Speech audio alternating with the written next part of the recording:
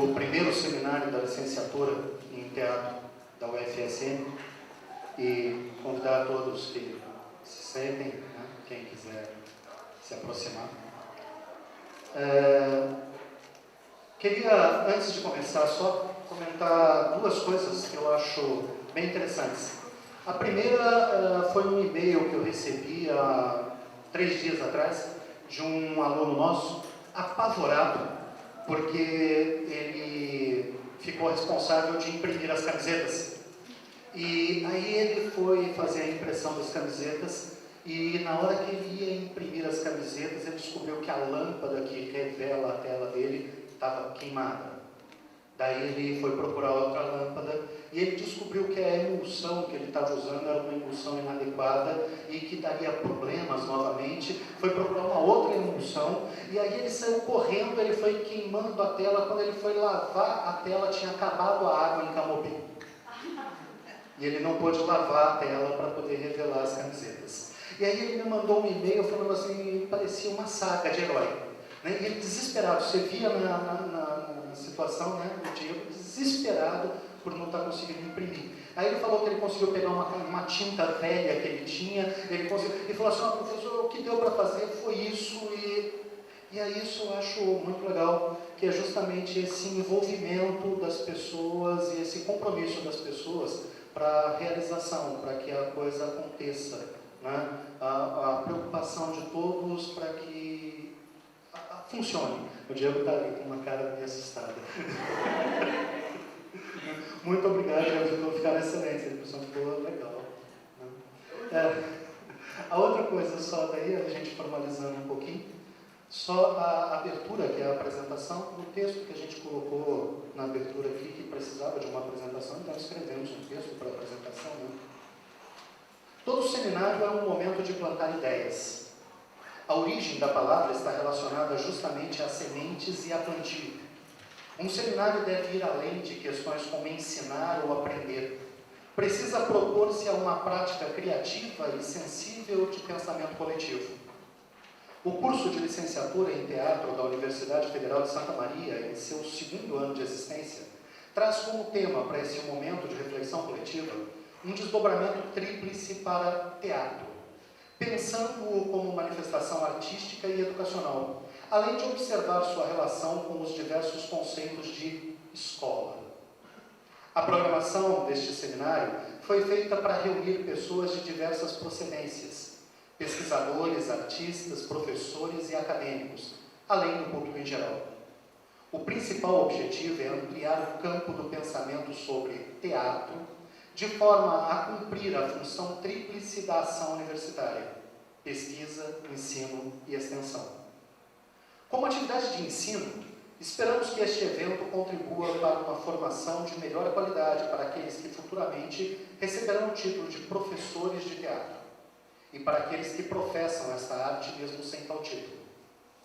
Professar teatro é o que têm feito os diversos artistas e grupos que estarão presentes neste evento, comprovando a força da arte na transformação social.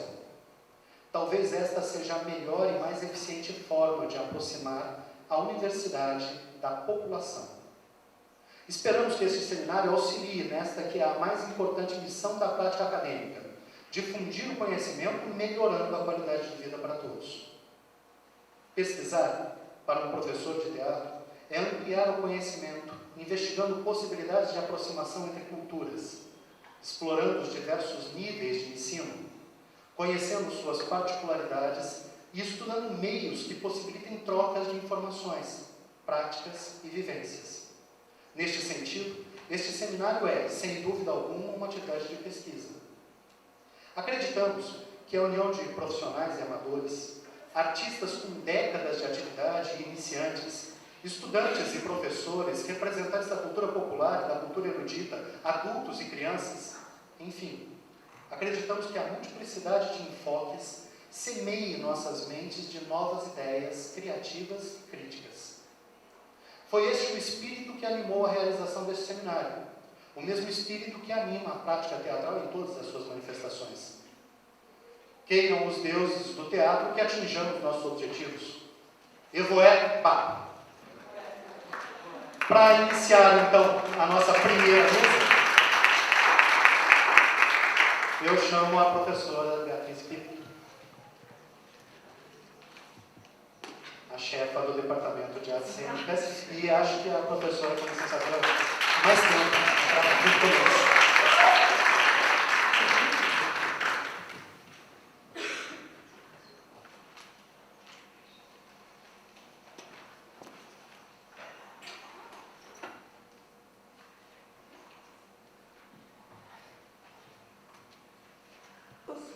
Então, já fui apresentada, já sou conhecida de quase todos, acredito, né? Sejam bem-vindos ao evento, né? Eu queria agradecer muito a distinção de ser convidada para mediar essa primeira mesa de trabalho, né? De pedagogia e teatro, né? E daí eu pensava em falar algumas palavras e pensava, é o primeiro seminário da licenciatura em teatro, mas na verdade esse curso, né, que está iniciando, ele não é assim tão novo como parece. Ele se veste de novo, né, mas ele tem já um amadurecimento a partir da experiência da antiga licenciatura, né, que aconteceu quase durante 20 anos no curso de artes cênicas, né. Ele foi gestado, amadurecido com a experiência da antiga licenciatura, né? Temos aqui presente a professora Adriana, né, uma das responsáveis pela criação desse novo curso, né? Foram as professoras que se engajaram na elaboração do projeto dessa nova licenciatura, porque na época, eu não sei se vocês sabem, mas a licenciatura foi extinta por uma ideia, por um pensamento dos especialistas da área, de que era preciso rever e repensar as licenciaturas na época, né? Então, Santa Maria, e assim como outras universidades, entenderam em interromper o curso por um tempo, né? Centrar no bacharelado, né? Centrar no ensino da linguagem teatral, fortalecer o curso e ir amadurecendo a ideia da nova licenciatura, né? Então, a partir de uma outra oportunidade que tivemos há uns 2 anos atrás, 3 anos, de voltar a fazer esse projeto e de implantar, então, um novo curso de licenciatura. Então, está aqui a professora Adriana, a professora Gisela participou, eu participei, né? E o curso, então, está aí, né? Com a coordenação do professor Amauri, está de parabéns. Então, hoje nós estamos abrindo o seminário, né? Com o tema Pedagogia e Teatro, né? Então, eu vou chamar aqui na mesa as professoras convidadas. Só botar os óculos aqui. Então, aqui, os professores, o Cristiano Bittencourt, para fazer parte da mesa, estou convidando o Cristiano.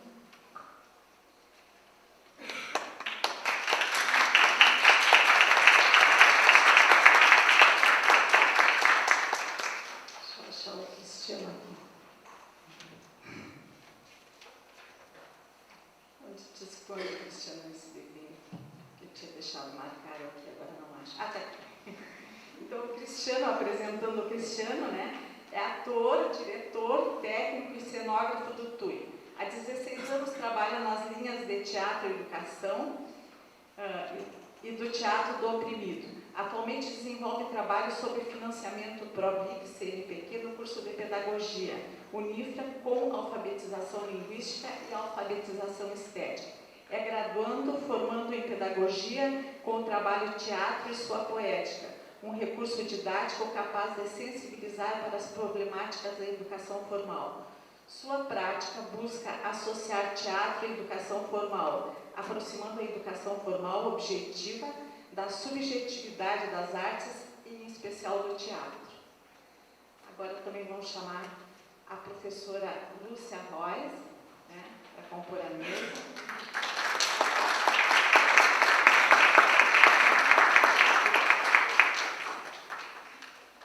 A professora Lúcia é licenciada em Educação Artística e Artes Cênicas pela Universidade Federal de Santa Maria mestre em Educação pela Universidade Federal de Santa Maria, doutorando em Educação pela Unicamp e investigando o repertório do clown na educação. As áreas principais de atuação da professora: a artes com ênfase em direção teatral, teatro, jogo dramático, educação e formação de professores. E agora, então, vamos chamar a professora Silvia Maria de Oliveira Pavão.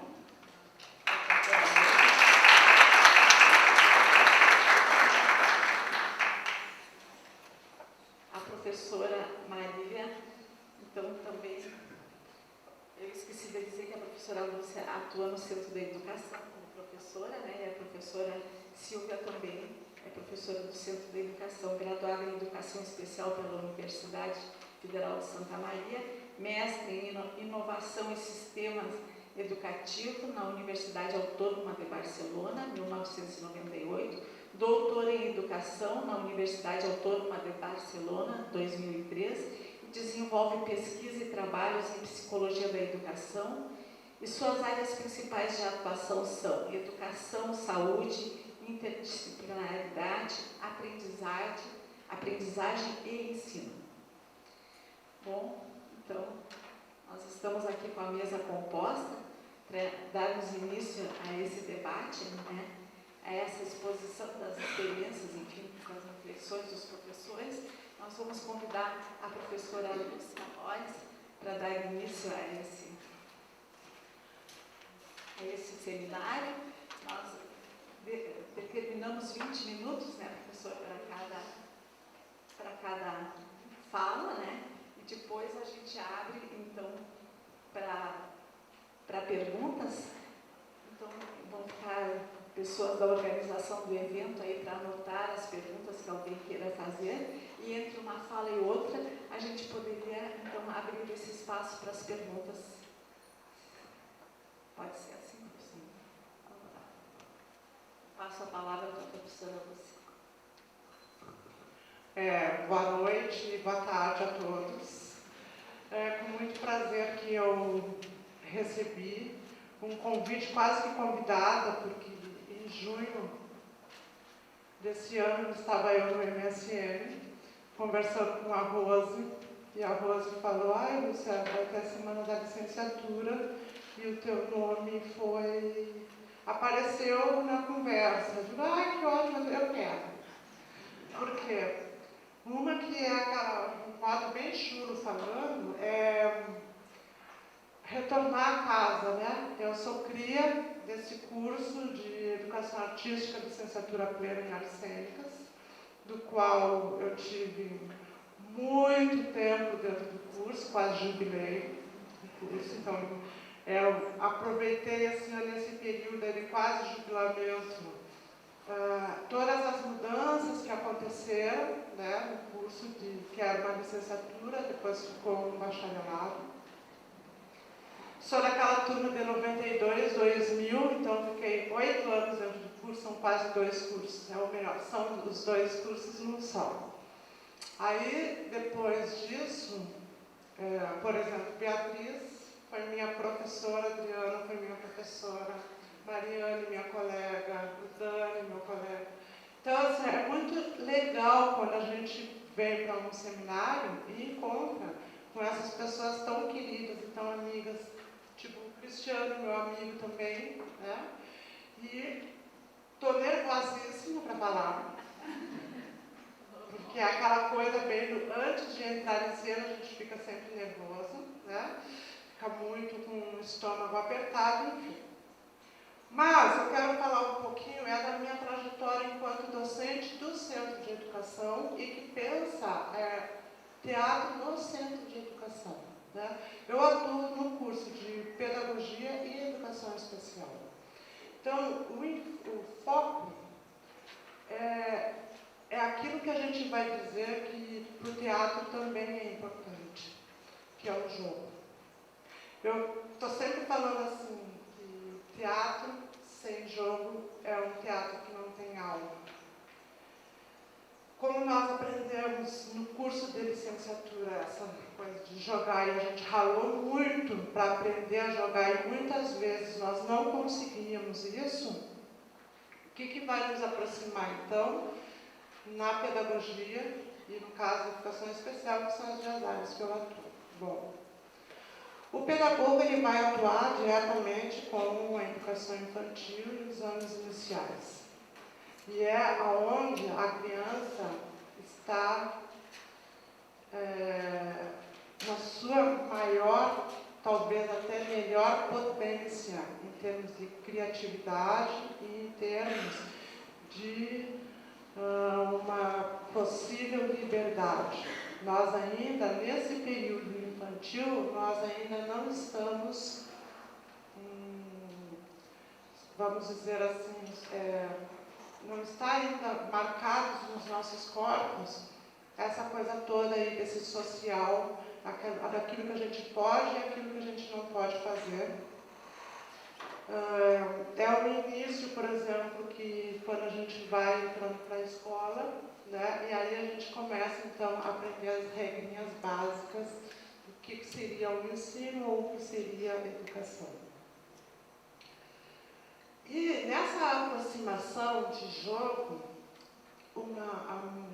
a minha pesquisa maior ela vai ser voltada para aquilo que eu fiz no meu mestrado, que foi a história de vida da professora Olga Riberbel, que é considerada pioneira do teatro de educação aqui no Brasil, onde eu tive a oportunidade de trabalhar com ela por um período de 1 ano, e onde eu pude conhecer um pouco do que era essa pessoa que inventou e por que inventou isso. Então, eu vou partir um pouquinho disso. O seguinte, a professora Olga, quando ela tinha 17 anos, mais ou menos, foi quando ela encerrou o curso de magistério. E aí, o que aconteceu com ela? Ela foi para uma turma de 64 crianças. Na época, segundo ela, uma turma multisseriada, ou seja, tinha crianças também que estavam sendo alfabetizados e tinha alguns que estariam mais avançados. Desses 64 alunos, o que aconteceu? Dentro da pedagogia vigente na época, nos anos 30, ela conseguiu alfabetizar apenas 4 crianças. Os outros 60 fizeram teatro.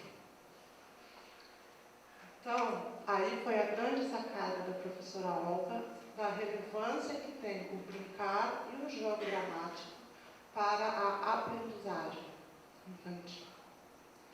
Esses dias eu estava lendo um outro livro, que aí coisas mais, vamos dizer, mais libertárias, onde eles também colocam essa coisa do jogo mesmo, né? O como é importante a criança ser livre e ainda brincar. Quer dizer, nós, enquanto pais e enquanto educadores, permitir esse tempo de liberdade da criança para que ela possa brincar e, a partir desse brinquedo, então, fazer as suas escolhas de vida. Tem uma outra coisa que eu gosto muito de falar no curso de pedagogia, que é a questão do corpo. E essa coisa da escola, o quanto ela vai nos matando corporalmente e vai acentuando muito mais o nosso cérebro do que o corpo como um todo. Quando eu recebo as minhas alunas no curso, elas estão já no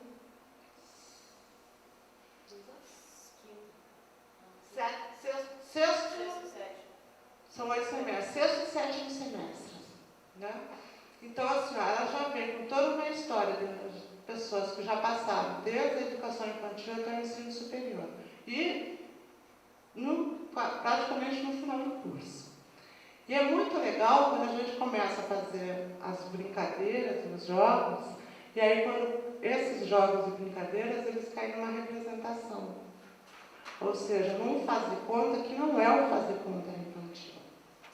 Mas é um faz de conta que ele eu vou usar uma expressão assim, tipo, meio falsa.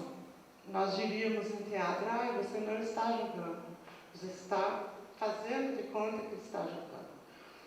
E a partir dessas experiências, a gente começou a pensar um pouco mais o que seria esse corpo desse pedagogo que vai atuar diretamente com crianças. Porque não dá, por exemplo, para você fazer de conta que joga. Não dá mais para a gente fazer de conta que faz alguma coisa. Porque o fazer de conta infantil, ele é muito real. E ele é muito verdadeiro. E às vezes nós fizemos uns que não são nada disso, que é bem falsinho mesmo. É muito, muito ruim, assim, nós, enquanto adultos, querendo fazer alguma coisa de criança. E tem uma outra coisa assim, ó, que aqui no Centro de Educação a gente utiliza muito, que é essa coisa, uma pequena diferença que tem entre o jogo dramático e o jogo teatral. Né? O jogo teatral, com a sua base em Spoli e na Ingrid de Cortella, para mim são as duas pessoas que eu trabalho, e no caso do jogo dramático é o professor Olga Ribeiro. Por que eu faço essa diferença aqui? E me parece que no restante do Brasil, pelo menos o que eu estou observando, não tem muita diferença, não fazem. Jogo teatral é tudo a mesma coisa, jogo dramático é tudo a mesma coisa, enfim. Porque eu acho que a gente pode ficar um pouco mais livre pensando, tá? O jogo dramático é essa brincadeira mesmo, né? E o jogo teatral é alguma coisa que vai preparar para um espetáculo. E aí a gente costuma sempre fazer uma brincadeira que é, no primeiro círculo, se tem jogo. E aí tem essa divisão, jogo dramático, brincadeira, jogo teatral, preparação. Um segundo círculo tem a coisa da improvisação, porque jogo, improviso, então fica aquela setinha, não se sabe até onde é jogo, não se sabe até onde é improviso. Né? Por último, o espetáculo cênico. O que eu costumo falar, por exemplo, aqui no Centro de Educação? As pedagogas, porque, veja, são só 2 disciplinas com a carga horária total de 90 horas, então é muito pouco para mim.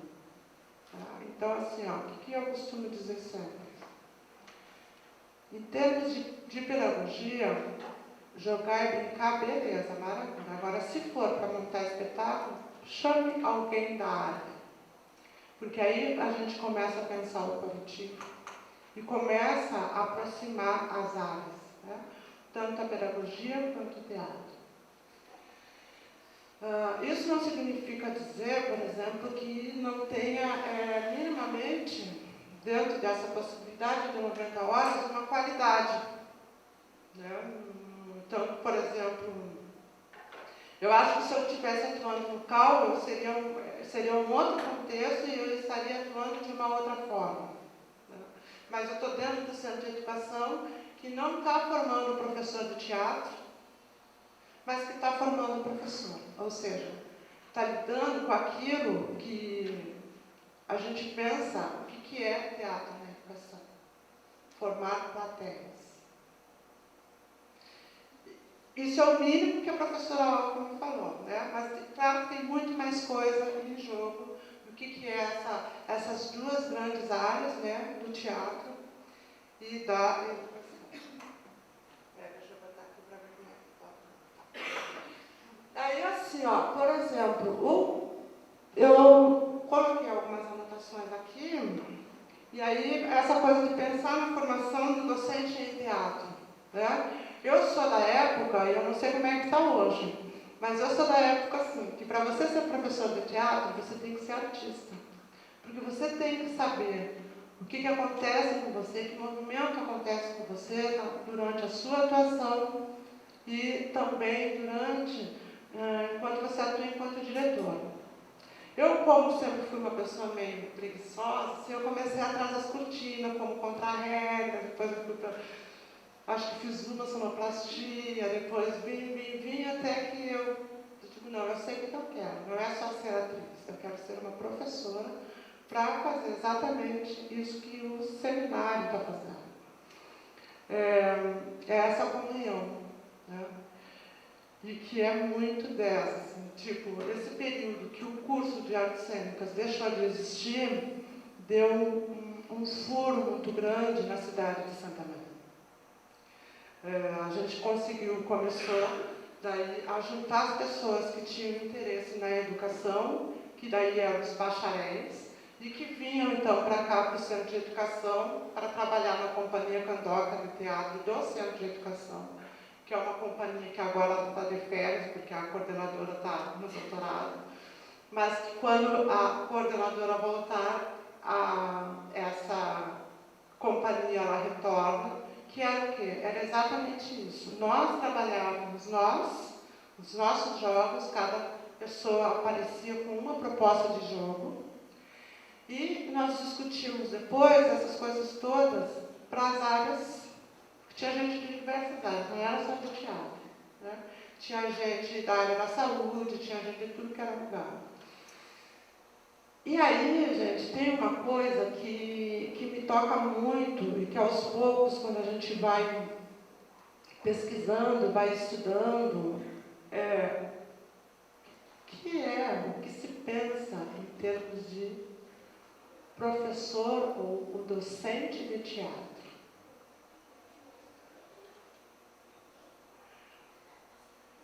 Porque eu acho que tem coisas do tipo, o teatro ele pode ter um caráter libertário, mas ele também pode ter um caráter bem fascistóide, nessa coisa de conduzir ovelhas. E eu aposto numa ideia de um professor que não vai fazer isso com o teatro. Eu aposto numa ideia de um professor que vai trabalhar, sim, com a coisa da sensibilidade da pessoa. Não importa se essa pessoa é uma criança, se ela é um jovem ou se é uma adulta. Então, hoje, a minha preocupação bastante é em função disso. E, em função disso, é que eu, hoje, no doutorado, estou pensando nessa coisa do repertório de Clau na educação. Por quê? Porque foi a partir dos olhos do Clau que eu comecei a perceber uma outra coisa, um outro corpo, um outro jogo, uma outra corporeidade do ser professor, do ser docente. Tá? Essa ideia, por exemplo, de professar a fé, que fé? Essa é a história do professor. Professar a sua fé, mas qual fé? Então, agora há pouco a gente estava brincando. De preferência, se tiver rebanho, eu quero estar atrás do rebanho, nunca na frente. E de preferência de 4 rebanhos, porque sejam livres. Mas assim, ó, eu não sei que tempo eu tenho, mas dá para acabar. Ai, mas daqui a pouco eu já...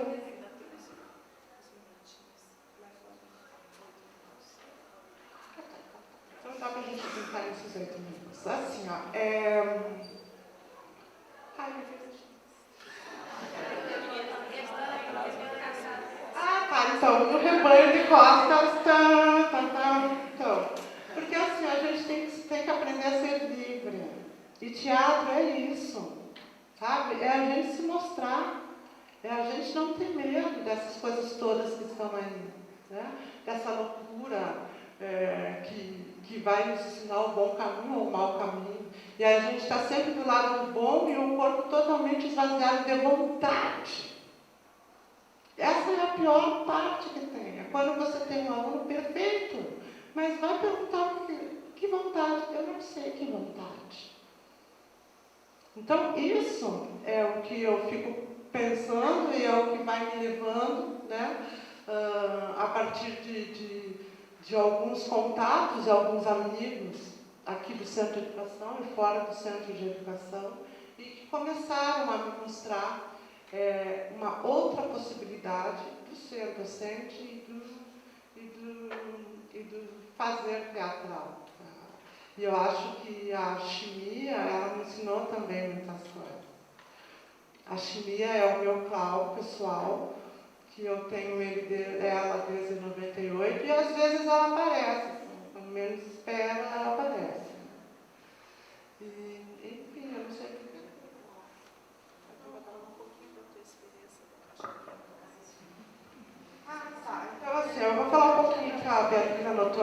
bom que ela notou, que é a questão da chimia boia e o Tony Torrado em A Praia. O Tony Torrado é o Matheus, também é bacharel do curso de Artes Cênicas pela Universidade Federal de Santa Maria, se formou em 2006, eu acho. Aconteceu o seguinte, nós tínhamos um evento do Ânima, aqui no Centro de Educação, naquele período o Matheus estava se formando, nós fomos convidados porque aqui no Centro de Educação, a área de teatro, a responsabilidade é dela.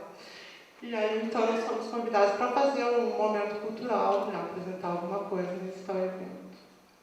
E eu falei para o Matheus, digo, Matheus, chimia boia, Tony Torrado, porque tu acha beleza, então tá. Mas aí o Matheus disse assim, não, Lúcia, é o seguinte, a chimia boia e o Tony Torrado só depois da minha formatura, porque eu tenho que me formar para mim. Ele tá, beleza. Nisso, o que aconteceu? Eu fui à praia, né? Bem bom. Estava eu lá, bem parceira, feliz, sentada, embaixo de um guarda-sol, lendo um livro qualquer, de repente eu escuto uns risos a mais, e digo, olha, o que será que está acontecendo? Aí eu olhei assim, na minha diagonal tinha 2 casais, que eu acho que são ou argentinos ou uruguaios. E eu comecei a observar que tinha um cutuco e um riso. Digo, olha. Mais adiante eu fui ver, tinha assim. Esse casal, gente, eram pessoas, vamos dizer assim, de respeito, né? Tipo, seus 60, 70 anos. Mais adiante eu enxergo o quê? Um senhor que ele deveria ter seus 60 anos, com uma moça de mais ou menos uns 20, 25 anos. Bom, aí eu digo, tá, o circo está pronto, agora eu quero ver, vamos prestar atenção no que vai acontecer. Esse senhor que estava com essa moça, ele correu, ele jogou frescobol, ele fez tudo, mas tudo que podia imaginar que um corpo daqueles podia fazer, ou melhor, aquilo que a gente não imagina que um corpo daqueles possa fazer numa praia. Imediatamente o que eu fiz? Liguei para o Matheus. Disse, Matheus, o espetáculo está pronto. Ele, o que é sua louca? Eu digo, já está pronto. Chimia boia e torrado na praia. O que a gente fez? A gente pegou essas situações da corrida. Nós pegamos as situações, por exemplo, as pessoas que vão à praia, ou melhor, os trabalhadores que vão à praia, muitas vezes não se tem dinheiro para gastar na beira da praia. Então, a gente leva toda a mamba, né? Leva cerveja, porque daí sai mais barato, cerveja no mercado é bem mais em conta, né? Leva banana, leva tudo para a praia. E foi exatamente isso que nós, eu e o Matheus, nós fizemos. Nós trouxemos essas coisas todas e a gente brincou muito aqui dentro do Centro de Educação. Nós também fizemos a apresentação para as crianças do IP, era a creche IP amarelo, que é, no caso, é uma performance, espetáculo, que não tem fala, mas que eu acho que as crianças elas se divertiram bastante. É óbvio que, por exemplo, como todo espetáculo, também já teve seu fracasso, em 2000. Nesse ano que ele falou que eu não ouvi direito, mas tá. Aí no outro ano nós fomos para a Cachoeira e nós também, assim, ó, porque a gente não ensaiou, tem esse detalhe, não deu tempo da gente ensaiar. E aí a criação foi no aqui e agora, ou seja, jogo. Como o Matheus vinha da escola, da mesma minha escola, né, e também já tinha tido uma apropriação com a linguagem de palhaço, de Cláudio, eu também, eu digo, bom, então tá, seja como a gente diz, seja o que Deus quiser, vamos lá, vamos ver o que acontece. É óbvio que essas coisas aconteceu um fracasso muito grande num período, porque nos convidaram para fazer chimia boia e Tony Torrado na praia, mas eu juro, não funciona, já vou avisar vocês. Se quiserem fazer alguma coisa com praia, é no verão. No inverno, gente, é horrível, não funciona a praia. A nossa amiga, Matheus, não funcionou. Foi muito engraçado. Nós saímos aqui muito bravos, desistimos. Não vamos mais fazer. Por quê? O que aconteceu no interior do espetáculo?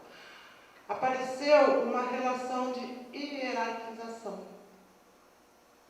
A professora, a diretora, querendo ver o que o aluno, o que o ator estava fazendo em cena. Ou seja, Chimiabóia sumiu, não era mais ela que estava ali. Era a Lúcia sendo professora e diretora do Matheus.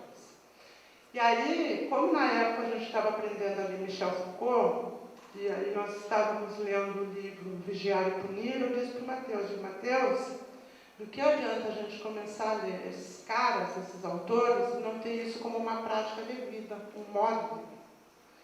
Porque uma coisa é nós termos autoridade, assim como o lixeiro também é uma autoridade. Outra coisa é nós termos essa coisa de hierarquia militar e que também está imposta em qualquer instituição. A partir dessa conversa, o que nós começamos a fazer? Nós desmontarmos. E quando a gente foi fazer a apresentação em Cachoeira, gente, assim, até hoje a gente não tem filmagem. A gente não tem registro nenhum de Cachoeira, a não ser fotografias somente. Porque, e assim mesmo acaba caindo no esquecimento, porque a mente ela falha, né? Conforme a idade que a gente vai indo, a gente vai lembrando de outras coisas, não é daqui agora, às vezes, né? A gente lembra de coisas lá da infância, mas não, às vezes a memória atual fica meio complicada. Daí, o que acontece? Nós fomos atrás da boia, porque a boia sempre é um problema para a chimia. A chimia sem boia não funciona, e para comprar boia é um saco, porque daí nem sempre a gente consegue achar a boia que vai servir nesse belo corpo.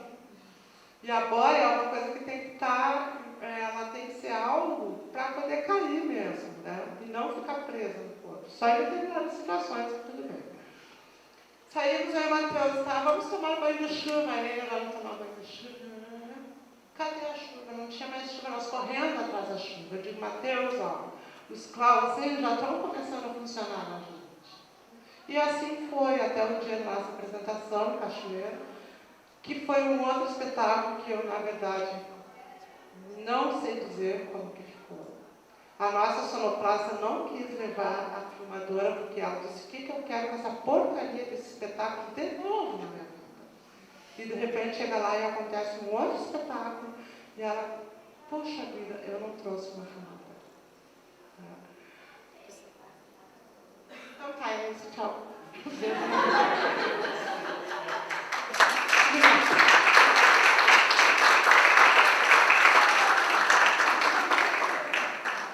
Agradecemos então a professora Lúcia e a gente abre então para perguntas, se alguém tem alguma questão que gostaria de colocar, levantar o...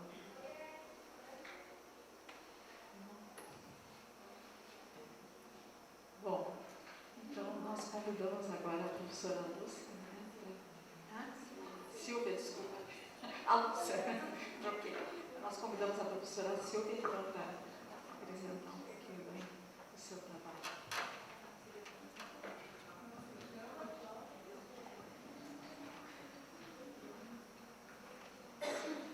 Então, boa noite a todos.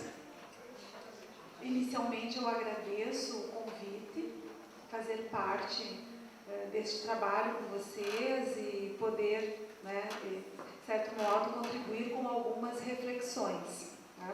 Para mim é um momento muito importante. Eu estou tentando, como disse a professora Lúcia, me sentir livre, né? Mas desde o início eu já estava pensando quão à vontade eu estava me sentindo em meio a pessoas tão acolhedoras, né, e afetivas como sempre. Então, obrigada. Eu preparei para hoje, tendo em vista o título, né, da mesa, Pedagogia, Teatro, preparei assim, algumas reflexões que eu trouxe nessa uma projeção com o intuito de organizar as ideias e, enfim, seguir assim, um raciocínio pensado sobre o professor. Pensado sobre o professor, porque nós pensamos a licenciatura em teatro, ser professor em teatro. E na perspectiva da formação do professor, independente da área, né, daquela disciplina que ele vai trabalhar, tem toda uma formalidade. Nós sabemos hoje que a matriz curricular dos cursos de graduação que formam professores, elas colocam assim, muitas exigências, né? E a gente fala em torno de competências, de habilidades. Então, quando nós falamos em ser professor, né, nós já focalizamos um pouco o nosso pensamento sobre algum desses aspectos que impõem, né, a profissão, ao ser pessoa, ser professor. Então, eu coloquei ali um título, né, nesta fala, que é os desafios. Né? Eu denominei assim, ó, de desafios do professor. E então, pode ir seguindo ali, com o objetivo da gente refletir a formação desse professor e a atuação do professor, né, em meio a tantas mudanças. As mudanças no plano social, né, que incluem as várias outras dimensões que a gente está inserido, e também, né, nesse aspecto tecnológico que imediatamente se coloca na nossa atuação, né, de ser professor, de trabalhar com os alunos, da escolha da metodologia e a própria relação em si, né, a própria relação que se estabelece entre o professor e os alunos, alunos entre alunos. Nós vemos hoje as redes sociais, né, como elas estão aí, né, no centro também da discussão, e que provavelmente isso venha a afetar também os nossos processos cognitivos. Isso nós nos referimos em termos de formação, de sujeito, de constituição, de ser, né, e a sua representação na sociedade. Então eu coloquei ali essa reflexão, né, uma reflexão quando pensamos ser professor, então nós vamos refletir também sobre essas mudanças. E essas mudanças aí, né, essas mudanças que nós vemos aí, ó, elas afetam as instituições, né, que uma das coisas que a gente vai observando é como as instituições, na nossa cultura, na nossa sociedade, elas fazem parte de nós, né, como elas nos constroem, como elas nos modificam, mas que nós somos parte delas também. Então, essas mudanças, elas afetam as instituições e nós como parte delas, e afunilando um pouco mais esse pensamento, né, a prática pedagógica e também o professor. E isso, claro, né, vai implicar já no desafio que é lidar com essas questões. Então, voltado, dá mais um cliquezinho ali que ele colocou ali. Acho que sim. Um pouquinho antes ali. Mas essa concepção, então, e as mudanças que vêm ocorrendo nos colocam numa visão, assim, ó, de pensar as coisas em várias faces, né? A gente diz, assim, na pedagogia, na educação, a nossa concepção interdisciplinar. Só que é uma prática, né, um conceito muito fácil, pensar disciplinas que se conversam, né, como aqui a gente está falando do professor de teatro, nós podemos falar professor de tantas outras disciplinas, tantas áreas do conhecimento, e que vão exigir daquele que vai trabalhar com ser educador, ser professor, o mesmo critério, o mesmo compromisso, a mesma responsabilidade, que aliás foi uma das coisas que eu ouvi aqui no início, né, da mesa, o compromisso, o comprometimento, a responsabilidade. Ser professor implica também, né, em pensar na responsabilidade, no compromisso, em estar com outras pessoas, ajudar essas pessoas no seu processo de desenvolvimento e também aprendizagem. Então, nós vemos assim que este conceito interdisciplinar, ele fica muito mais numa teoria do que propriamente na prática. Por isso que ele é tão assim, ó, ele vem tanto à tona, por isso que a gente trabalha tanto essa visão. Porque todas essas mudanças que acontecem, que a gente vivencia dia a dia e não sabe, talvez, né, sinta certa dificuldade em lidar, ela é provocada por essas várias faces que elas vêm, né, assumindo, que as coisas vêm assumindo. E então, nós, né, voltados, já podemos passar mais uma vez, voltados com essas preocupações e com todos esses impactos, né, que surgem, nós vamos nos transformando e modificando formas de nos relacionar, né, com as mudanças e também conosco. E essa fala, já pode seguir, essa fala, ela vai assim se repercutir assim na sala de aula, quando nós vemos assim aqui, nós afetados com todas essas transformações, nós talvez assim não percebamos as sutilezas das mudanças que ocorrem na família, né? Nós vemos vários tipos, várias constituições familiares, né? Então, na família, nos papéis de gênero, na sexualidade, na identidade pessoal e na relação com o conhecimento, bem como nas instituições, que era aquilo que eu falava para vocês. E logo a gente vai ver como isso vem, né, a repercutir na sala de aula e nessa relação professor-aluno. Então, uma mudança na relação de conhecimento, e nós vamos falar um pouco assim, ó, como que as pessoas aprendem. Como que em meio a tantas práticas, a tantas mudanças, né? Que antes a gente falava assim, as mudanças das tecnologias, então se dizia novas tecnologias, hoje não são mais novas, são as tecnologias, né? Que estão aí, e elas afetam essas nossas funções psíquicas e, portanto, a maneira como nós vamos aprender. Mas como que o professor, na sala de aula, pode lidar com isso? E é nesse sentido que a gente vê o professor tendo que lidar com os desafios no processo de ensinar e também de aprender, né? Mas ele está lá, né, dentro daquelas instituições. Bom, na sequência, nós vamos ver assim, ó, essas instituições ali, ó, elas estão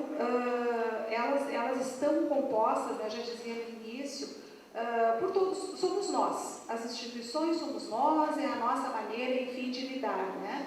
Mas nós vamos trabalhar imediatamente na instituição de ensino com a aprendizagem, com a maneira... Pode focar que tem todo um quadro ali, ó, que eu coloquei para a gente poder ver assim, ó, como que essas instituições elas são formadas, professores, alunos, né? E no centro eu coloquei a aprendizagem, que é onde é a discussão que penso ser importante trabalhar quando a gente pensa o professor, né, o professor de teatro, ele vai pensar a aprendizagem, como ocorre essa aprendizagem. Então nós temos ali as relações, né, de vai e de vem com o aluno com a aprendizagem, né, ligado logo com o professor, mas quem são esses agentes? Quem são essas pessoas que interatuam, né?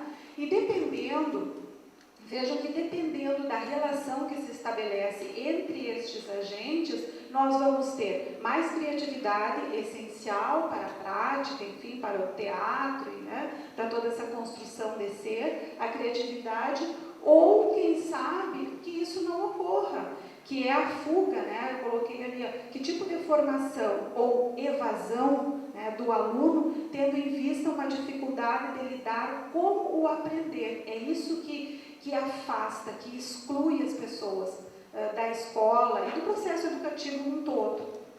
E onde que nós estamos? Onde que está inserido isso?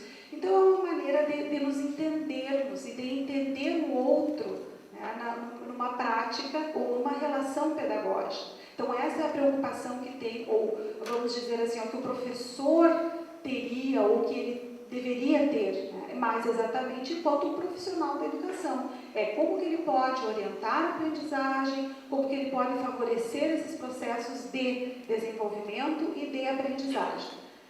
Bem, então, na dependência disso, né, nós temos ali, ó, essas mudanças voltadas, primeiro, para o professor, né? Quem é esta pessoa? Quem é o professor?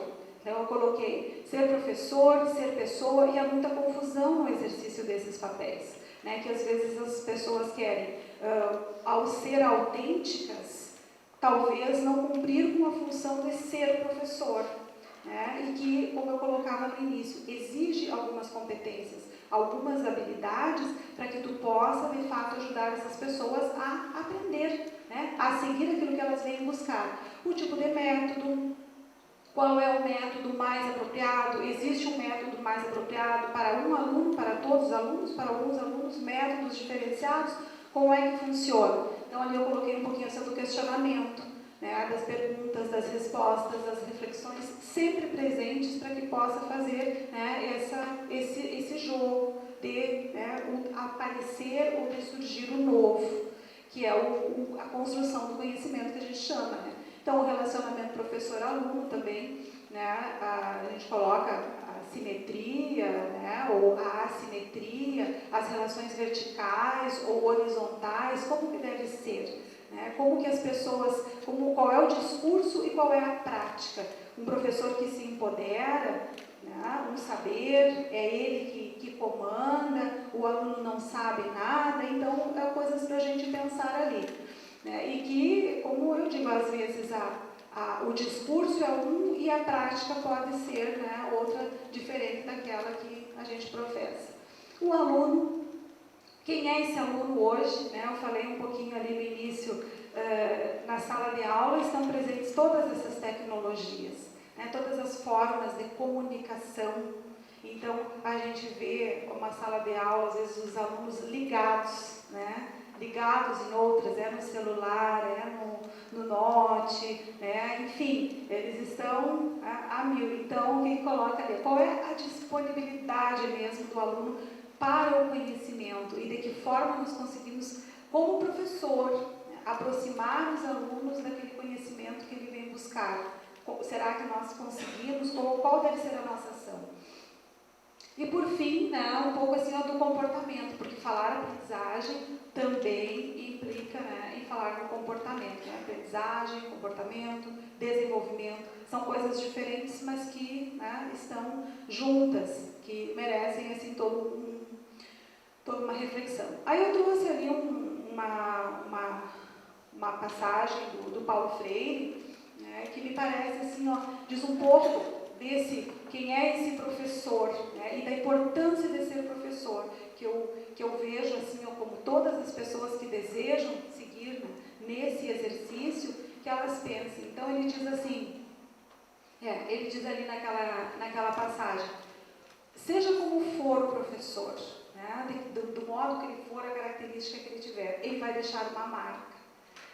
E eu acho tão importante, porque cada um pode agora assim, voltar um pouquinho e pensar que professores eu tive, de que forma, né, ou como que eles marcaram, ou o que eu aprendi. Cada um vai ter uma experiência, vai ter uma recordação, enfim. Mas é como ele fala, né, todos vão lá. Então, me parece assim que ao ser professor, desejar ser professor, que a gente possa pensar isso, no compromisso que tu tem, que tu vai ocupar um espaço na vida de outra pessoa, e isso é um compromisso, né? É uma responsabilidade. E eu me atrevo a dizer que é uma responsabilidade para sempre, né? Dentro da nossa trajetória vital, pelo menos. Então, é uma reflexão assim, que eu considerei oportuna, né? E que ajudaria um pouco na nossa reflexão, pensando sobre isso, né? Qual a responsabilidade, qual o compromisso de a gente ser professor. E uma outra reflexão, que aí vem o Macir Gadotti, ele fala um pouquinho do aluno, né? O aluno e na relação essa que eu dizia assim, de ser vertical ou de ser, né, horizontal, enfim. Todas as pessoas têm um saber. Todo mundo tem um saber. Então, o momento que tu admite como professor, né, e eu colocaria também como pessoa, tu consegue conceber que o outro tem um conhecimento e que na relação desse conhecimento teu e dele pode nascer um novo, então é uma relação horizontal, é uma relação de respeito e é uma relação que possivelmente tenha um novo conhecimento. Então aí é que nasce, né, o que surge a vontade de aprender, talvez, né, o desejo de estar na escola. Bom, então eu passei ali depois, todo mundo podemos seguir, não vamos. E depois, assim, mais uma passagem também, que eu selecionei algumas falas de alguns pesquisadores, autores assim, que são importantes, assim, referências na educação, na pedagogia, enfim, e na formação do professor, né? E ele vai colocando ali, né, que o trabalho docente nunca é unidirecional. As respostas e as opiniões dos alunos mostram como eles estão reagindo à atuação do professor. Então, Então, é uma das coisas assim, que a gente pode imediatamente observar. Não várias vezes, como professor, a gente quer mas os alunos não estão interessados. Mas qual é o tipo de reação deles? E qual é que é? Então, a gente tem que ver muitas vezes o que tu está emitindo para ver o que tu está recebendo. Né? Nós somos pessoas e a gente assim, é sensível no plano de relações. Né? De pessoa a pessoa, interpessoal. Então, nós logo sabemos quando nós estamos abertos, né? Sensíveis, acolhemos ou não o outro. E isso vale para a aprendizagem, vale para a sala de aula. Né? Então, mais uma passagem ali. E como que nós podemos, então, né, que é uma outra maneira assim, de pensar, do ponto de vista teórico, entender como ocorre a aprendizagem. Aí eu coloquei um outro quadro, assim, que é um mapinha, né, um mapa conceitual, pode colocar todo ele ali. São algumas relações ali, ó, que colocam da pessoa em processo de aprendizagem, né? Que coisas estão envolvidas. Possivelmente que, se a gente fizesse um questionamento, o que envolve a aprendizagem? Logo a gente diria, né? Olha, a aprendizagem ela está lá, acho que tem mais alguns elementos ali. A aprendizagem ela está envolvida com uma série de coisas, a pessoa, né? Que lá está o sujeito, depois lá a família, a sociedade, a escola e as várias coisas. Pode clicar que ele tem Ainda mais? Isso, até aí. E não estão todos, né? Não estão todos, como eu falei, se a gente fosse colocar e perguntar para vocês o que mais envolve o processo de aprendizagem, nós veríamos assim, ó, uma série de outros fatores e questões que talvez para alguns fosse mais ou menos importante. Mas tentando organizar o pensamento sobre o que é e que coisas implicam esse processo mesmo de aprendizagem, eu coloquei alguns ali. E chamei assim, ó, um ponto para o grau de sofrimento que pode ser aprender. Né? Quando tu pensa assim, tá, então para aprender depende da família. Olha, a família, mas a minha família, e eu tenho tantas questões, e olha, eu não vim à aula, por quê? Porque a minha casa ou alguma coisa, né? Quando depois eu te digo mais o que foi que aconteceu e assim vai. Então, quer dizer, para cada um desses elementos a gente vai, ou poderia pontuar uma série de coisas que vêm, sim, a interferir na aprendizagem, né? Mas que certamente não poderíamos, né? Não vamos pensar assim, ó, no dia a dia, na sala de aula, na organização do nosso sistema educacional, contemplar, né, as várias justificativas ou questões para o não aprender. Então, a gente coloca assim, ó, o aprender, ele implica um grau, um nível de sofrimento do sujeito quando ele rompe com coisas, né, que devem ficar para trás para aparecer o novo, e daquelas que estão presentes no momento que ele tem que, né, trabalhar ou, enfim, discutir as novas questões. Então, esse grau pode passar. Esse grau de sofrimento, e tinha mais, né? Tinha mais coisas, Esse grau de sofrimento aí, ó, é que eu coloco, que depende muito daquela disponibilidade, tá? A disponibilidade para o conhecimento, né? A disponibilidade para o aprender. E daí eu trago um pouquinho assim, ó, essa dimensão afetiva, né? Porque qual é, se tu pensar em disponibilidade, tu fala nas questões talvez íntimas, né? Nas questões assim, que não sejam confessáveis, pelo menos não no espaço da aula, né? E talvez nem tão conscientes para mim num determinado momento, para mim, digo eu, o sujeito em processo de aprendizagem. Então a gente se sente afetado por alguma coisa, por alguém, né? Por alguma situação.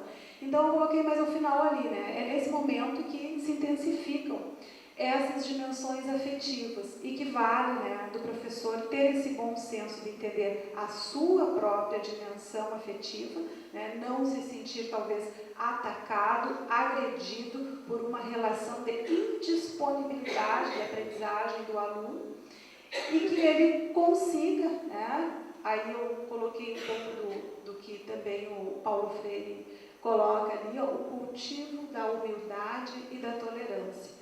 Né, que para a gente conseguir assim, ó, conviver com o o outro, nessa harmonia que exige aprender, né, tu precisa dar esse espaço, um espaço para que essa outra pessoa exista em ti, de fato, né? Não algo colado, que tu, é bom, os alunos, né? Não, isso tem que ser real, isso tem que ser significativo mesmo, né? Então, acho que é aí que ocorre a aprendizagem, então é um exercício mesmo, né? E sobre a afetividade, né, eu também coloquei alguma coisa ali, que diz, né, não é certo, sobretudo no ponto de vista democrático, que serei tão melhor professor quanto mais severo, mais frio, mais distante e cinzento me ponha nas minhas relações com alunos.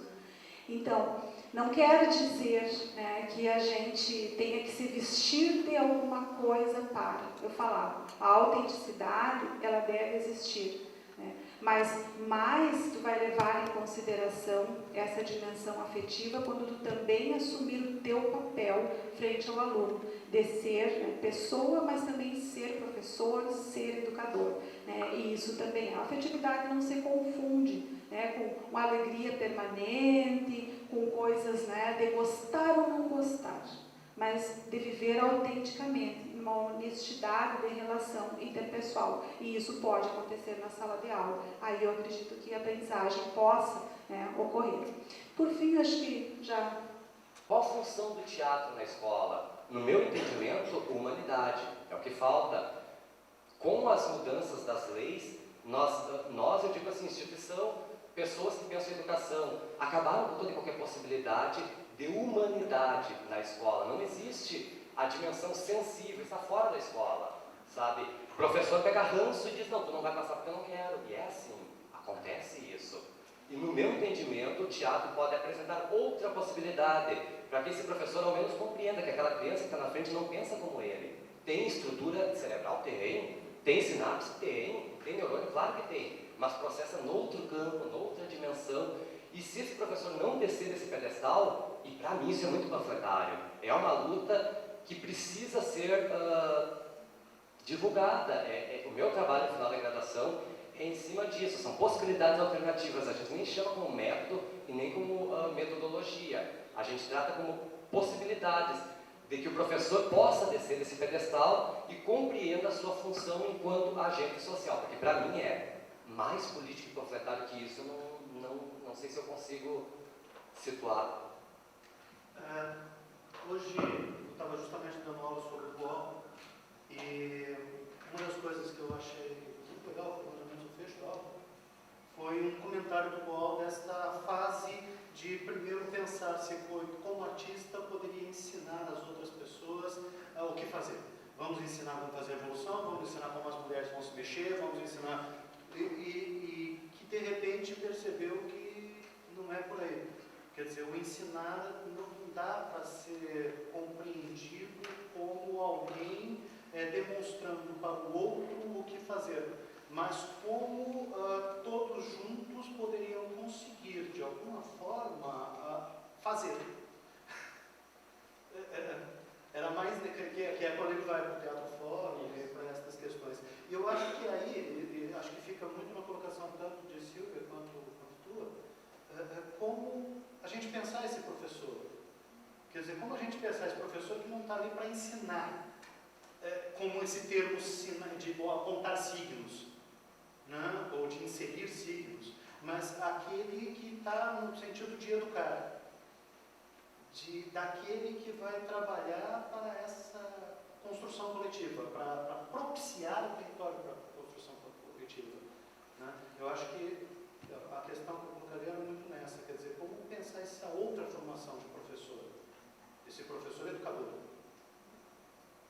não um professor de ensino. Não uma mera transmissão desse acervo que foi constituído. Como pensar, isso que eu fico muito... Era só aí, completando, aproveitando a fala do professor, né? Eu pensava nos métodos e técnicas da época que eu fiz a formação em teatro, né? Para agora, o que o professor ensina, né? Na verdade, os métodos passam, se modificam, né? Mas o que fica, então, seria a experiência, né? A profunda experiência, o reconhecimento da da complexidade que é a experiência estética, né? E como isso pode contribuir na formação pessoal, né? Individual e das relações, enfim, entre as pessoas, né? Os métodos, as técnicas, elas vão sendo, enfim, modificadas, e o professor não pode ter a pretensão de ensinar, né? Ele pode proporcionar, possibilitar, né, meios, oferecer experiências para que a pessoa se autodesenvolva e se autoconstrua, né, nesse sentido, né? Eu não sei se as professoras gostariam de responder essa questão também. Como o teatro pode trazer para a educação. Eu queria só falar não sei. Eu assisti um filme que se chama Entre os Muros da Escola. E a coisa que mais me chamou a atenção, o professor era ótimo, era uma maravilha, era um cara que tentou muito se aproximar dos alunos, né? Era uma escola de periferia de Paris, e aonde uma realidade bem complicadinha, entre aspas. Mas o que mais me chamou a atenção desse filme é o quê? Em primeiro lugar, o preconceito na chegada já desse professor na escola, né? E aí fizeram a primeira reunião com os professores e começaram a dizer assim, ó, esse aqui é bonzinho, esse aqui é perigoso, esse aqui é não sei o quê, esse aqui é parará, e assim foi. E outras sequências, mas uma coisa que me matou no filme foi a frase final de uma aluna negra, e que diz, eu não aprendi nada, professor. E aí eu acho que pensar educação e pensar educação em teatro também é pensar nessa possibilidade de alguém que não aprende absolutamente nada. E como que a gente pode inverter isso? Não no sentido de bom, de mal, disso e daquilo, mas é como. E acho que a formação inicial, ela é muito, muito, muito, muito, muito importante mesmo. Para mim, é esse tripé da universidade, muito forte, fortalecido nessas instâncias, é que vai nos formar o professor de teatro, que vai atuar no curso de pedagogia, que vai atuar numa escola pública, que vai atuar numa escola particular, que vai atuar numa educação formal, na não formal, em comunidades, enfim. Se a gente perder o tripé, a gente fica meio desconfiado, né? Porque eu acho que essa, para mim, é a base da nossa formação. Eu acho que no curso que eu fiz, eu tive essa formação também, com esse tripé. Né? Pesquisa, ensino e extensão. O ensino, para nós, era muito mais essa coisa do teatro mesmo, propriamente dito, do que as disciplinas de educação. Nós tínhamos pouquíssimas disciplinas na educação, e aí a gente vai aprendendo conforme, mas o curso ele era licenciatura. E ele era uma coisa polivalente, né? Porque nós somos aptos a trabalhar com as 3 áreas. Agora, pelo amor de Deus, a Lúcia mal sabe pegar um pincel, mal sabe tocar uma nota sequer. Né? Então, pensando nessas mudanças, acho que nessa evolução toda que vem, né, que a sociedade vem fazendo, mas não perder de vista essa coisa dessa pesquisa, desse ensino.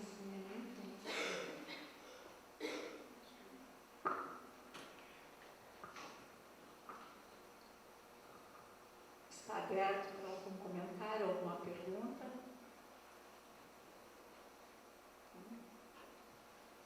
Então, nós encerramos essa primeira etapa do seminário. Só passando para as pessoas algumas coisas da programação, próxima sequência, né? Então, amanhã a gente tem às 18 horas a mesa sobre licenciaturas e artes, trabalhando com as 3 áreas que temos representação aqui no UFSM, em música, artes visuais e em teatro. E agora a gente tem um coquetel que está montado e servido lá fora, que todos estão convidados. É um coquetel que a Rose praticamente providenciou uma boa parte, essas coisas. A gente foi buscar uns salgadinhos lá maravilhosos, uns salgados com frutas e uns negócios muito estranhos, que eu nunca tinha visto, uns pastéis com frutas e umas coisas assim. Estão todos convidados e a gente se encontra amanhã. Agradeço a presença de todos e todos convidados.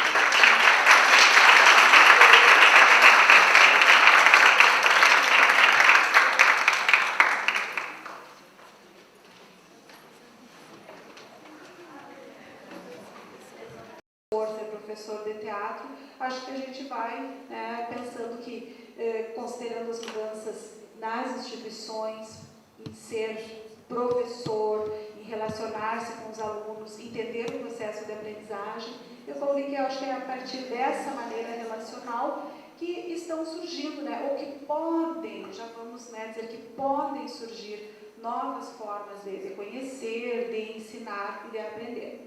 Então, é a reflexão que eu gostaria de fazer para vocês. Obrigada.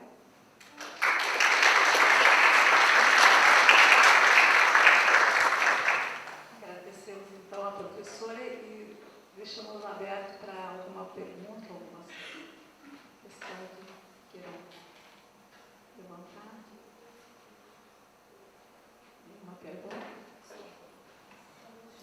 Eu queria perguntar a respeito, quando tu estava falando, em relação à postura que tem que ter um professor, que ela se difere dentro no espaço onde tu está de trabalho, na função de professor. Por que tu considera que ela se difere do ser pessoa? O que difere a figura da pessoa do ser professor? Que limite seria isso para te passar a ser uma coisa e não ser a outra? Bem legal. Se existe limite, eu acho que, ou alguma linha deve ser bem tênue.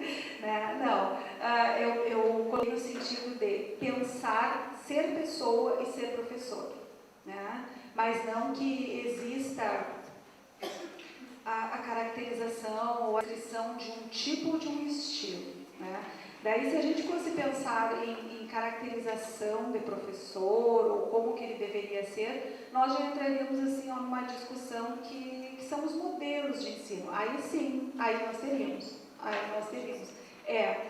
nós teríamos modelos de ensino, as abordagens, que são abordagens comportamentais, humanistas, cognitivistas, enfim, Aí poderíamos fazer essa descrição. Na contemporaneidade, pós-estruturalismo, enfim, a gente está pensando mais sobre, não nesse limite ou nessa divisão, mas na compreensão do que é ser pessoa e do que é ser professor.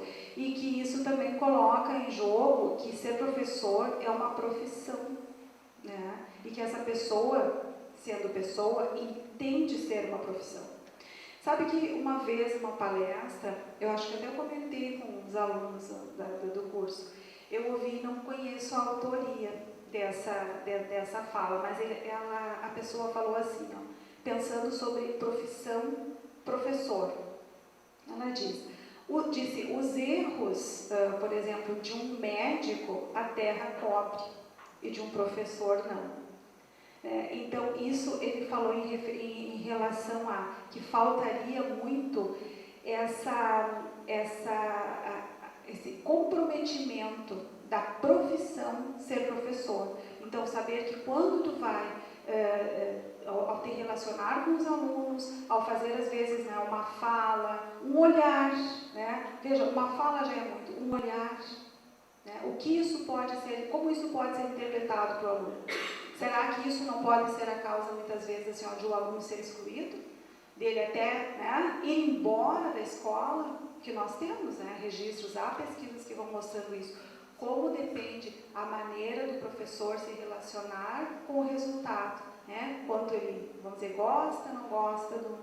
Então, quando eu falei do ser pessoa e ser professor, era pensando na profissão professor. Que ele tem que assumir responsabilidades e habilidades que são próprias da profissão. Daí eu falei para sempre, né? Que são marcas e marcas indeléveis, né? No sujeito. E é um sujeito que está aí, né? Que vive conosco, enfim. Mais uma discussão mais adiante, a gente já veria assim, né? A segurança, a violência, a economia, enfim. Que razão tem isso, se não, né, as pessoas? Quem movimenta isso? Pessoas que tiveram professores, que passaram por escolas, enfim. Então é uma discussão que vai, né, vai longe. Não sei se foi nessa... Tem aqui mais uma pergunta, professor. O professor deve ser autocrítico, porque muitas vezes o que está recebendo é resultado do que está emitindo, né? Não são todos que conseguem, talvez porque não aprenderam isso. Então, de que forma professores que já atuam poderiam ter essa autocrítica, desenvolver essa autocrítica? Uma resposta bem rápida é formação continuada. Formação continuada. Mas tem uma fala do professor Amauri aqui, do início, que eu sublinhei. Aqui, pesquisa. Né? Pesquisa. A pesquisa, ela pode encaminhar muito para a mudança, né? Para um novo conhecimento. Então, talvez com isso as pessoas também consigam mudar alguma coisa. Essas mudanças, porque como a gente está vendo assim, ó, elas se voltam para o sujeito daí, né? Como que nós vamos mudar a pessoa que, claro, ela vem com uma formação, disciplinar, né? Que são aquelas gavetas, aquelas coisas fragmentadas, o conhecimento. E hoje a gente sabe que o conhecimento não é assim. Eu coloquei ali, a interdisciplinaridade, ela não está só na ação das pessoas no mundo. A interdisciplinaridade está também no conhecimento, né? E na forma como esse conhecimento é produzido, como ele está sendo produzido. Então, vale dizer aí que para que essas pessoas, né, que talvez assim não consigam níveis de atualização ótimos para a demanda que essa pessoa, que é esse aluno, né, uma das questões que seria urgente é a formação continuada mesmo, que já vai também incitar a pesquisa, enfim, essas coisas. E não perder esperança, né, gente? Não perder esperança. O Paulo Freire também fala isso, né? Eu trouxe algumas falas dele e já me recordei disso. E ele fala, em ser professor, ele fala muito disso, assim, ó, o professor não pode perder a esperança, né? Aquele que perdeu a esperança tem que ir embora, tem que sair, porque não é professor que ele tem que... ele não serve para ser professor, né? Ele falava lá nas pessoas que faziam as colheitas, me ajuda um pouco, Cristiano, né? Mas ele colocava assim, ó, quem não quer, né, ser professor, vai embora, vai trabalhar em outro lugar, porque tem que ter esperança, não pode existir nunca, né? Então acho que um pouco é isso aí, sei. Muito obrigada, professora.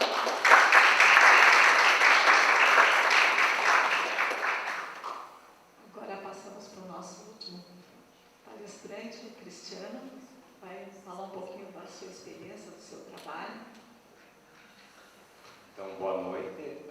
Estou um pouco nervoso porque estou com a minha primeira professora da minha graduação, a professora Silvia, e vou conversar um pouco sobre a nossa experiência no TUI e por que eu fui para a Unifra cursar pedagogia e que está resultando no meu TFG. Porque existe uma base legal para o ensino de teatro no Brasil. Porém, compete aos educandos, compete aos acadêmicos fazerem valer a legalidade. Os documentos existem, as bases legais estão postas. Nós precisamos ser críticos, ou precisamos de uma educação que nos torne críticos, para que a gente possa realmente exigir esses direitos. Por quê? 1930 se proclamou no Brasil uma educação de qualidade para todos. Mentira. Sabe quem acredita nisso? Acredita que a educação é salvadora. Não. A população brasileira cresceu, a cidade se desenvolveu e tinha que levar esse povo que estava assim à mercê para a indústria. Porém, a indústria tem um manual, precisa ler o manual. Por isso que falaram, a elite é uma ilha no mar de analfabetos.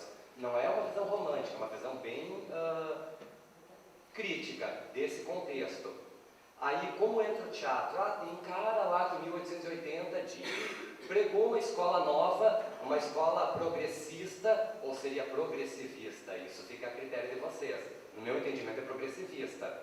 Por quê? Porque ela também vem de encontro a uma política liberalista, de toda a política Roosevelt, que vocês estudaram no segundo ano, no ensino médio. E também o teatro estava a serviço da escola, mas aquela escola, uma escola mantenedora da ordem estatal vigente. Essa ordem estatal não mudou muito de 1880 para cá, ela se revisitou, ela se disfarçou, como a gente brinca na pedagogia. Aí vamos evoluir um pouquinho nesse processo histórico. Aí, a partir de 70, com a Lei de Diretrizes e Bases 5692 de 1971, acaba-se toda e qualquer possibilidade das humanas na escola. É óbvio, o Brasil entra em uma revolução militar, armada, em que a escola mais do que nunca precisa assumir um papel de controladora da população, do povo. E a escola, como disse a professora Silvia, como disse a professora Lúcia, nós muitas vezes não queremos ser, imagina, olhem para mim, eu sou um espelho de 30 crianças do ensino médio, do ensino fundamental do segundo ano e 27 do quinto ano. É complicado, porque muitas vezes nós não queremos ser um espelho, mas nós estamos na frente e não compete a gente decidir se a criança está ou não. Achei muito pertinente a fala da Lúcia, o papel do pedagogo. Nós podemos contribuir para o desenvolvimento biopsicossocial, estético, espiritual, qual dimensão, qual concepção de educação esse educador tem. Você pode contribuir para o desenvolvimento dessa criança, mas automaticamente você pode contribuir para destruir toda e qualquer possibilidade nessa criança. Aí eu pergunto para vocês, futuros professores de teatro, professores de teatro, podemos ter credibilidade, olha só a incoerência, podemos ter credibilidade num pedagogo ensinando teatro? Se ensina teatro, mas está lá na LDB, entende? Está lá no PCN, vocês podem ler, 1998, Parâmetros Curriculares Nacionais do Ensino Fundamental. Ensino de arte e suas múltiplas linguagens. Abre parênteses, teatro, música, dança, circo, gravura, desenho, escultura. Gente, 34 horas a cadeira que é ofertada nos cursos de formação do pedagogo para trabalhar toda e qualquer linguagem referente à arte. Não dá, não tem como. Aí por que eu falei no início do conhecimento e ser crítico? Nós lemos esse documento, Parâmetros Curriculares Nacional, fomos até a pró-reitoria do Centro Universitário Franciscano e conversamos com a reitora sobre algo que não estava legalmente correto no nosso currículo. Nós éramos formados para ser também professor de teatro, é isso? Não, não é isso, vocês são pedagogos. Sim, mas então o governo federal está equivocado, porque ensino de arte não é mais a concepção de 71, que é o ensinar a fazer. Ensina a fazer. Aí o teatro é um lazer, é um ornamento no currículo escolar. Aí as professoras preparam o teatrinho, a pecinha, tudo é diminutivo e pejorativo, como a educação nessa perspectiva. Aí no final do ano, independente do batuqueiro, do evangélico, do espírita, presépio, que lindo. Sabe, entra um, entra outro, passa o boi, passa o burro, vem a Maria, embuchada, nasce o Cristo, todos têm uma noite feliz e vão para suas casas felizes da vida. Algum professor perguntou se essas crianças todas eram católicas e acreditavam em Deus? Não perguntaram. Legal, primeira constatação que a LDB 569271 não fez e nem se preocupou, porque ela não tinha esse interesse. Dia dos Pais, Dia das Mães, que lindo, sabe? Teatrinho, pecinha para quê? Mais um ornamento no currículo. Isso desenvolve o ser biopsicossocial, estético, espiritual?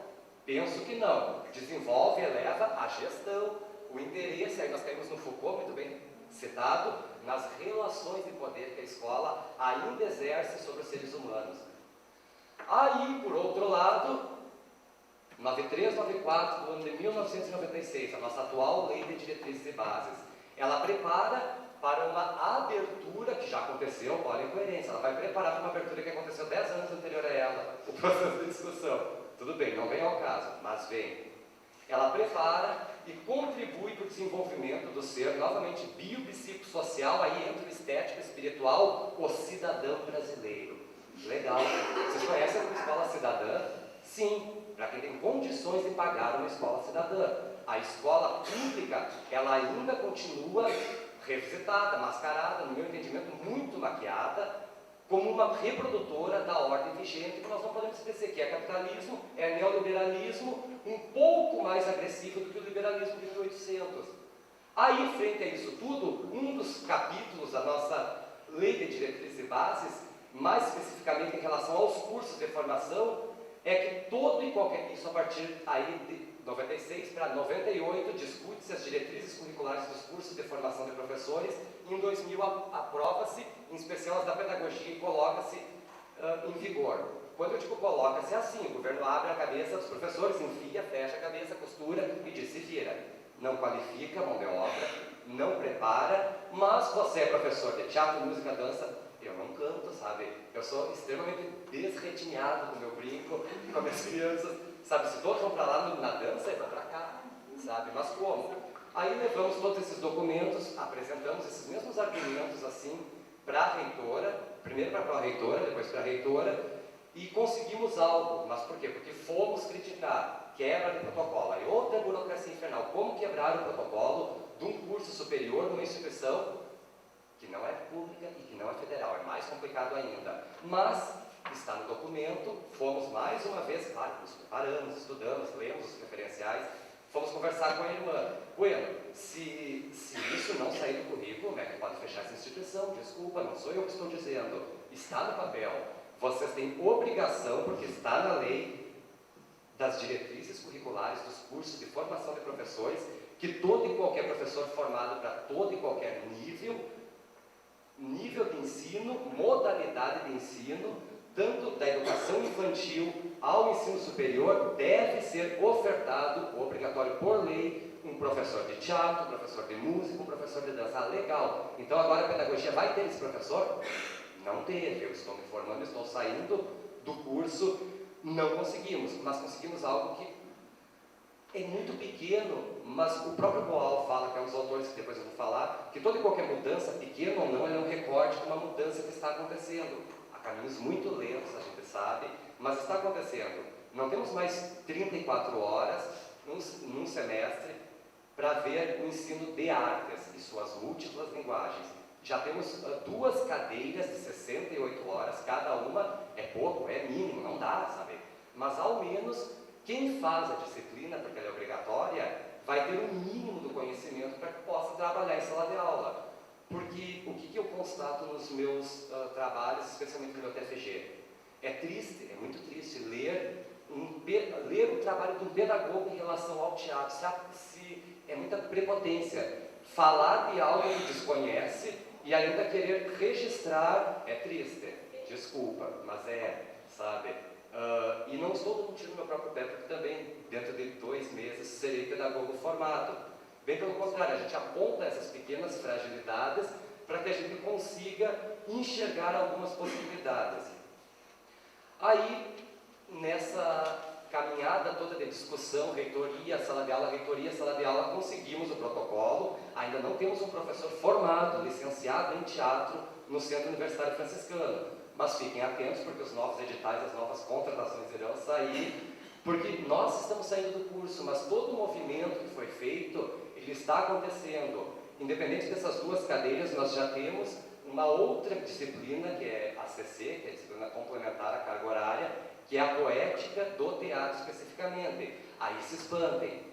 A nossa carga horária, a nossa leitura mínima para essa disciplina começa com a poética de Aristóteles, não é um capítulo, é toda a poética, e ela termina, né, porque o curso é curto, com os escritos da Thaís Ferreira, que é uma professora que foi professora que agora da URG, se não... Da UFPEL, isso, sobre as possibilidades, enfim, do fazer teatral aliado ao fazer educacional. Aí o que eu penso? Falei de 2 leis de diretrizes e bases, por quê? Porque com a primeira lei, a 5692 de 71, se tirou toda e qualquer possibilidade das humanas na escola. A escola é técnica, científica, ensina a fazer. Prepara as mãos, entende? O pobre, ele não precisa desenvolver o intelecto, ele precisa desenvolver muito bem as mãos, os braços, para ir para determinada função, determinada dimensão da economia, executar a manutenção de uma ordem. Com a nova LDB, o ensino está sendo priorizado. Mas aí nós temos uma outra contradição, ou só um problema de concepção do Cristiano. A professora Silvia pode falar com mais propriedade. Porque se nós trabalhamos